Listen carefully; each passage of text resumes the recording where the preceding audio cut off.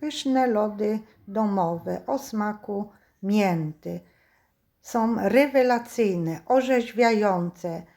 Takie lody zrobisz bardzo szybko. Wystarczy 5 minut pracy i tylko 3 składniki.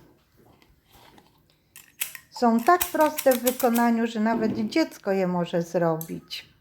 Polecam te lody na upalne dni. Bardzo dobrze smakują z polewą czekoladową.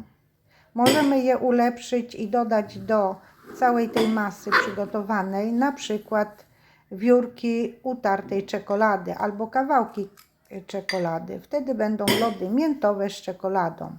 Ale ja dzisiaj zrobiłam podstawowy przepis, żebyście zobaczyli, jak zrobić, jakie składniki, ile tych składników, jakie proporcje. Także polecam je, a Wy możecie sobie je ulepszyć i dodać jeszcze jakiś inny składnik.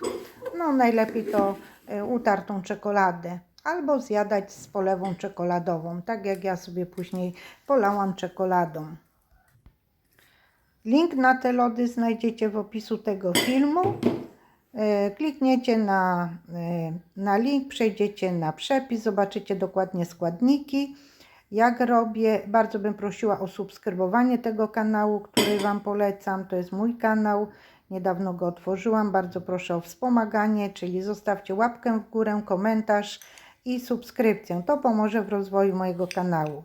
Ja do tej pory nagrałam bardzo dużo lodów, mam 15 smaków w jednym filmie, także zostawię Wam link na ten film. Będzie drugi przepis, klikniecie i zobaczycie, ile różnych lodów do tej pory zrobiłam. Mam lody i na patyku, i takie różne. Tutaj się ukazują fotki tych moich lodów. Najsłynniejsze lody to są lody cytrynowe, które na moim jednym z kanałów zasłynęły i mają bardzo dużą wyświetlalność. Polecam Wam je, no i polecam w ogóle mój kanał, który teraz Wam go zostawię. Dziękuję Wam wszystkim za to, że mnie oglądacie, że mnie subskrybujecie i lajkujecie. Jeszcze raz powtarzam, wejdźcie na link, który podałam w opisie tego filmu, kliknijcie, przejdziecie na przepis i jednocześnie zasubskrybujcie kanał, który Wam polecam. Życzę Wam miłego dnia i do zobaczenia na następnym filmie. Pa! Pozdrawiam z Rzymu. Pa!